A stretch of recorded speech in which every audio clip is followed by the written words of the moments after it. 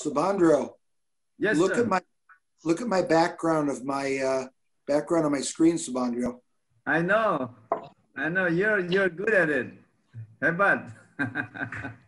So I think I'll use the same background like Pak Siplit, right? Right, this one? Wow. It syncs automatically in my computer. So I think actually a real background is more interesting than a virtual background because it represents our reality of life, right? Did we have many of our native speakers let you know that they were going to participate tonight, or we're going to have a smaller group? You mean the teachers? Yeah. I think many of them are joining because they are kind of watching the students' tests, but I think they can do both at the same time. Well, I was wondering, where is Colton and where is Daniel?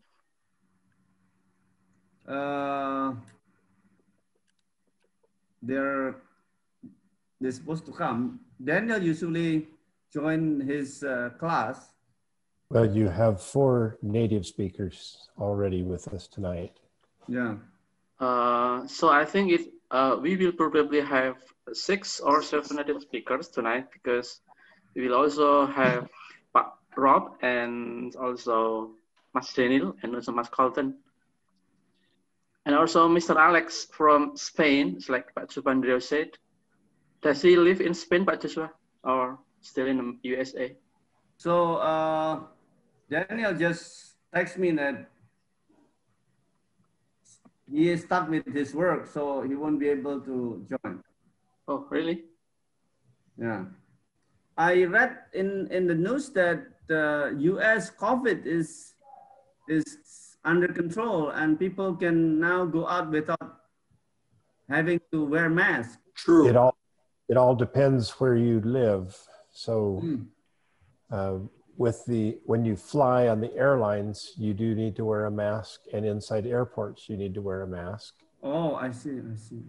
Once we arrived in Missouri, they are not as strict about wearing masks as we have been in Utah.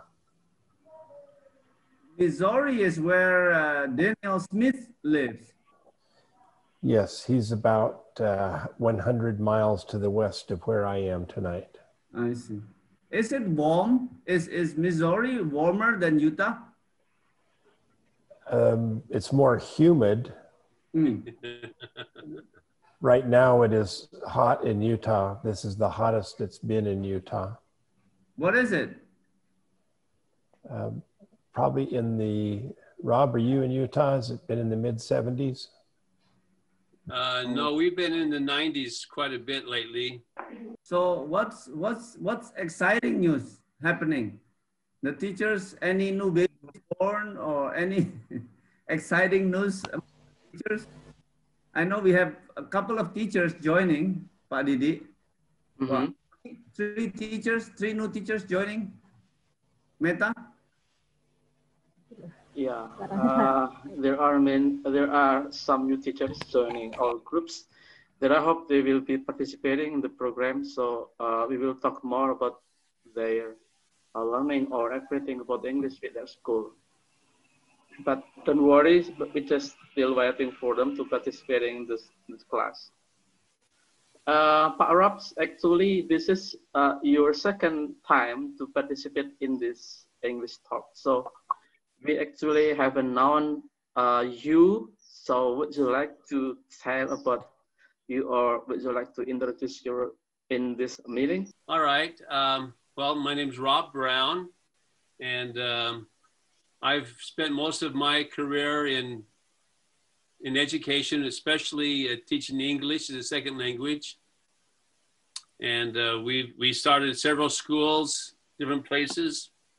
I'm retired now and just doing whatever happens day by day with no special plans. But I'm looking forward to being here and seeing what you guys are doing with this association. That's I great. have 7 children, 5 boys and 2 girls. We've got 22 grandchildren now so far. Wow. And we stay busy. Any questions? I'm better at answering questions than talking about myself. Our participants now in this class are English teachers. So we are from Ma'arif English Teacher Association in Yogyakarta.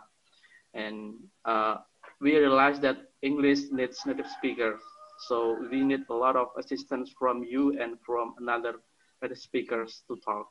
Rob, can I have a question? Yeah, of course. During your career of organizing and teaching English as second language, what are the challenges that non-English speakers face in mastering English competency? Well, that's quite a question. If someone found the answer to that question, they would be quite an amazing person. But you know, individuals are so different. There's no one answer to that question. I think sometimes for some people the problem is they're afraid of making mistakes, and they don't have enough confidence to just try to communicate. Other people, and so because they're so worried about being perfect, they don't learn to they lose their fluency in expressing themselves. But other people have problems with pronunciation. They don't learn how to speak in a way that they can be understood. A lot of people have problems because they don't have experience with native speakers, and so they're not used to normal English, common English. They only know textbook English. That's the problem with a lot of people who haven't had a chance to travel and to associate with native speakers. But there's a lot of people who've learned English very, very well. And so Indonesians actually learn English pretty well. Look at you, Pak Subandrio. You know, you've learned English quite well. How did you learn it? Did you go to school, or did you just learn it by doing it? Well, I think no, I never have any formal English education. Right. Because of my association with native speakers, and I think I just probably be smart. No. I think the environment helps. You know, the environment helps, and yeah, the practice of using it has been very helpful. I think generally that's probably the most common thing that people are lacking, is just that exposure, practicing day-to-day English with people.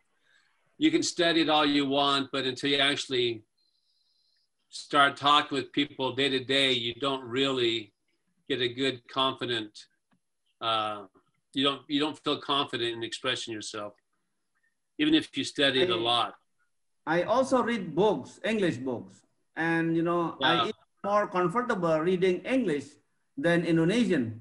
So I think that's a good thing too. So yeah, but again, that's just exposure. That's another form. You know, you have exposure to reading, to listening. You know, a lot of people have learned English a lot by watching movies and TV. That's also exposure. So it's just the more exposure you have, the better your chances are of communicating well in English. Well, that's the key. Thank you for making the summary, because I think all the teachers should understand this, and they can help their students to have more exposure to English, so that whatever it can be done, that would speed up their learning process. Yeah. Pak Subandrio? Yes, sir. One of the things I'm focused on right now is trying to uncover how we can eliminate the accents that people have as they speak English from their different countries. I've been asked to now help a group of Indian English teachers be able to speak English. And some of them speak very good English, but you can't understand a word they say because their accent is so strong. And so I'm trying to figure out how we help you all in Indonesia eliminate your Indonesian accent when it comes to speaking English, how we're going to get the Indians to do the same thing because their accent's very, very strong. And that's the case in many countries around the world, is that we could teach English, teach people to speak it, to read it, to write it. But being fluent means they have to be able to be understood, and the accents can get in the way. And so we've got to figure out ways to improve their ability to speak it without an accent. And as Rob mentioned, many people watch movies and listen to the accents and then repeat it, because that's an important part of this process. Thank you. Yeah, I've noticed that too. Sometimes it's a big problem, with, especially older people who have used English the way they've learned English, and then they've become very confident in their style of English, and they don't realize that they can't be understood.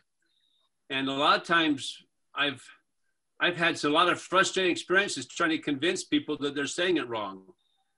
They don't really believe that they can't be understood a lot of the times. They just say, I don't believe it. And so a lot of times the biggest challenge is to get them to realize that they're not saying it the way Americans say it, or they're not saying it the way the British say it. There's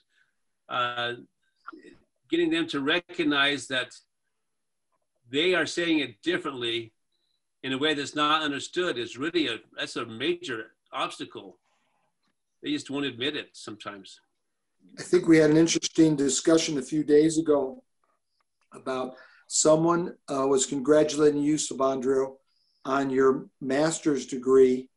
And there was a quote about no pain, no gain. And I added no brain, no pain. And that's a kind of a common phrase in the US for people that do silly things like jumping off a high diving board and not diving, but just belly flopping with their stomach on the water. And we all kind of laugh about it. We say no brain, no pain. And I realized after I said that and started kind of laughing about it with a few of the English teachers that some of them thought I was accusing you of not having a brain. And it's just those little differences that we have in each of our languages that makes it unique. Yeah, you know, in my learning, one of the aspect of learning foreign language is culture. And unfortunately, not many of us who are learning English in foreign countries have interact with the culture of the language. So it's a challenge, because then some of the expression, understanding can be different because they are not understanding the culture. So there's a real advantage to those of us that have had the opportunity to travel to Indonesia, because as I try to explain to some of my friends here in the United States what the traffic is like in Jakarta, they visualize what traffic is like in a busy city in the US. But until you've been in Jakarta during busy traffic times, you have no idea how busy traffic really can be. And then when you say motor scooters versus cars, people think that would be easier, but they don't understand that there's thousands and thousands of motor scooters all trying to get around, and it makes things very slow. Yeah. Well, after this long holiday, the traffic is getting so crowded in Jakarta again. Is it? Yeah. So it doesn't seem that there is COVID around because there are thousands of cars, motorcycles roaming on the road already. So Yeah, the same is like in Jakarta also. It looks like that there were no COVID pandemic anymore. So people are free to do everything on the road and on their motorcycle or even the car. It's I think, interesting. Oh, go ahead. go ahead. It's interesting because I was reading an article in the Compass newspaper not too long ago about all the traffic cameras they're putting in Indonesia. And I think I wouldn't want to be the person that has to look through all those traffic cameras and figure out who violated what laws, because it would be totally insane to me to do that. but they're doing it. They were putting in, I think on Java alone, they were putting in 240 or so cameras on some of the main roads, but that'd make my head explode. with so many, with thousands of cars passing by with motorcycles, you know, in and out this between cars. Yeah, I don't know how to do it. Anyway. Okay, thank you everyone. It has been 7 to 10 a.m. now in Indonesia. I think we need to start our lesson for today class. So before we start the class, it's okay if we start the class by pray together based on our faith. Okay, pray begins.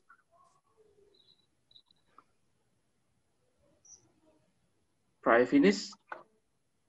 Thank you so much for our native speakers for participating in the class. And as usual, before we start breaking the class into some pre-course room, let me read some information to you. When you are dividing into some classes, so it is possible for you to turn on your camera. Please turn on your camera so our native speaker will directly see you as clear as possible. So this is the first rule. And the second rule is just turn off your microphone if you don't have any chance to speak, because it will be disturbing the class without any permission from our native speakers. So if you have chance to speak, just turn on your microphone. That is the rule that we have to know about for our class today. So today we are talking about story from Mr. Sibley, as I have sent to the chat in the Zoom platform. So if you haven't got the file, you just download and then just read out on your computer or your mobile phone. And today we are going to have 5 classes: amazing class, and then brave class, creative class, diligent class, and excellent class. Okay, as usual, Mr. Sibley, you will be in amazing class, and then the co-host will be with Miss Amber. And then I will directly put you on the class now, okay? Then before we continuing the class, so I hope we have some opening remarks from Pak Supandrio. Time is yours. It is an honor for all of us to be together this time. Let me read one of the most one of the favorite quotes I have. Now my religion is quotes, okay, because these quotes are true. Your second religion, actually. So here is the quote that one of the quote I like: "Help others achieve their dreams, and you will achieve yours," by Les Brown, which is true. And we are here together to help others achieve their dreams. And in turn, each of us will get our dreams too. The students are our dreams, okay? They have a long future, and by having English, it happened to me. Because of my English, I am what I am now. And I hope as teachers develop your English, teaching your students, then your student will have a better life and achieve their dreams. And that would be so good. Thank you so much. Okay, thank you so much, Pak Subandrio, for the opening remarks. And welcome to the class, Mr. Alex from Spain. How are you? It was time for me to meet you in this meeting. Good morning. I apologize for being late. I set my alarm for 4:15 in the morning, and it was actually 4:15 in the afternoon that I set it. So I apologize. No, wait a second. Who is that guy? I thought you might be surprised. Good grief. I quit the group. We're letting anybody in. Well, Alex, since this is your first time, maybe just we need you to introduce to the class, and so that they know who you are, and just give your introduction. Thank you. Yes, no problem. My name is Alex Thorson. I grew up in Utah in the United States, and then I moved to Hawaii, where I went to school for 3 years. That's where I met Mr. Sibley, Todd Sibley. He's been a good friend for a long time. And then I went on a mission, and I lived in Norway for 2 years, so I have learned a second language. And then we lived in Texas for about 10 years. I have 5 children. And this past January, we moved with our family to Mallorca, Spain, where we are living now and trying to learn another language. We are learning Spanish right now. My career has been in educational technology. And so I worked for one of the largest language providers in the United States. And now I'm working with a company that's trying to teach English, but also values like kindness and courage and responsibility to young children all over the world. And so I'm happy to be here and help any way that I can. All right, thank you. Should I call you Pak Alec or Mas Alec? Whatever is best. I'm good. You can call me whatever you want. Just don't let Todd decide what to call me. Okay, all right. Thank you so much, Mr. Alex, for participating. Pak Sibli raised his hand. Maybe he has a... Come on. Monggo, Pak Sibli. I think we call him Mas Alex. Yeah. I have several opinions also, actually. He looks young. Even he has 5 children, so I call Mas Alec. Yeah, I think that's be good. And his Pak Didik, his name is Alex. Alex. But he might say no mas. He might. But he's been with me to Indonesia. Really? Yeah. I've been there twice. We made some trips down to visit with Pak Subandrio and go out to teach in the schools in Jakarta. Yep. Good. All right, Pak Didik, let's divide the class, and I hope our teachers, will the moderator in each group have the slides to show, Pak Didik? All right, Pak Joshua Subandrio. Thank you so much for participating. But before I continue dividing the class, so Mas Alec, actually we will have 5 class through breakout rooms, and then you will be in one of the class, and you will be with our English teachers from Indonesia, and then we will talk about some topic that I have shared to you last time, and we just talk about the topics, and then we just learn about pronunciation, and you correct our mistakes pronunciation. That's it all. Okay, so I'll divide some teachers into some classes, and then for the first class. Pak Didik? Yeah? Can I say one thing? When I initially sent you the PowerPoint presentation, there was a duplicate slide. There's a duplicate slide. And so when I sent the revised one last week, I took that slide out. So I noticed that what you posted tonight, or today rather, for everybody, was the original one, and it has the same slide twice. So to all of you, I apologize, but you'll know when you get to that slide, it's towards the end, and just don't repeat the same slide, just skip it and go on. Oh, all right, Pak Sible. It doesn't matter, I think. In a lot of languages, you would kind of roll the R a little bit, father, like that. But in English, it's difficult. They would say father. Wonderful.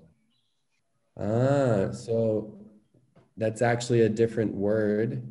So if you're thinking will not, the word that becomes, it's a contraction and it becomes wouldn't. So will not becomes wouldn't. The wound, that's actually, a wound is like something that's hurt. Like if you get cut or like in this example, if a knife goes into your hand, you have a wound that is there. All right. Yeah, I think that's wonderful. So would it be helpful if we went through the story and talked about what's happening in each and what you could do with students, what questions you could ask students? Okay. Yeah. Was there anything about this story that you really liked, that maybe gave you new insight? Yeah, for me, it's my self-experience. If I make a mistake and I apologize to other person, and exactly I know they will never forget what I did, but they just say, yeah, that's okay, but I know they'll never forget what I did, right? That's right, Yeah. Nikita. I agree. It seems like it's easy to be forgiven, but it's not that easy to forget like that. That's a great point. Yeah, I think that's definitely one of the lessons from this story. But at the end, the dad is telling him, you know, not just anger, but all of your actions in general have consequences, right? The things that you do and the things that you say affect people. No matter what, they're going to affect people. And so you have a choice. You can either affect people in good ways with your words and actions, or you can affect them in bad ways. But no matter what, you're going to affect them, right? Yeah. Life is a choice, I think. We can do bad things, we can do good things, but yeah, it's our right? But I think in Japanese, we have thinking like this. We have tried to do our best, but still there are so many people hate us. So what if we did the wrong things? They will hate us also. So it depends on us. Yeah, I like that a lot. I like that a lot. I think when we do things that hurt other people, kind of what you're saying, that also hurts us, right? Yeah. Have you heard of a story? It's called How Full Is Your Bucket? Has anybody heard of that story? Not yet, I think. Not yet. Okay. It's a story about, we teach our kids this story. It's a story about how everybody is walking around with an imaginary bucket over their head. And it's either full or empty. And every time something good or happy or something that affects you in a good way happens, it's like a drop of water is going into your bucket. But every time somebody is mean to you or does something to you, it's like they're scooping water out of your bucket, right? But the key is, this bucket represents kind of our emotional state. It represents how we feel, right? But every day we go around and we can choose to fill other people's buckets by doing kind, nice things to them, or we can dip from their buckets. We can take away from their buckets. And one of the key points of the story is that when you do something that adds to somebody's bucket, it also increases the level of your bucket. It adds water into your bucket. And when you do something that dips or takes away from their bucket, it also takes away from your bucket. And so it just teaches the impact that your actions have on other people and how that impacts your emotional state and your happiness. Does that make sense? Yeah, it's very good story, I think. Yes, very good story. Yeah, it's touching. It's what? Sorry, Didik? Sorry, Mas Alec. Sorry, could you say that one more time? I didn't hear your comment. Yeah, I think the story you told us is very touching. So every time we go, every time we meet with our students, we have to impact goodness to them. So we have to share happiness to our students, so they will be also happy with us. Because, you know, the participants in this class mostly are English teachers in Indonesia. So we are English teachers, and every day or every time we meet with our students, we are not just only teaching English, but we are also educate them to be a good person or to be good students for the next future. So we did that for our activity at school, actually. That's wonderful. Yeah, absolutely. And I think, you know, I've worked in a lot of schools all around the world. And one thing that's so difficult about what you do as teachers is these children are coming to your schools, and each one of them has circumstances at their homes, with their families, in you know, maybe some of them are coming to school hungry. They're all coming to school with different circumstances. Each one of the levels of their buckets are different, right? And like you said, it's such a wonderful thing that teachers do to not just teach them academics and English, but to help fill those buckets.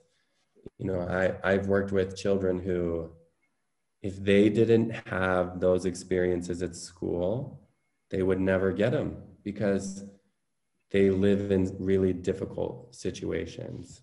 And so I think that's a great thing to remember. All right. So, Mas Alec, it's good emotion and it's good opportunity to have you in this class, but I'm so sorry, I have to move to another class because as a host, I have to check their activity. Keep speaking with our English teachers here. Share your experience or everything you have with them. Thank you so much. And see you next in the main session at 11 a.m. Thank you. Wonderful. Thank you.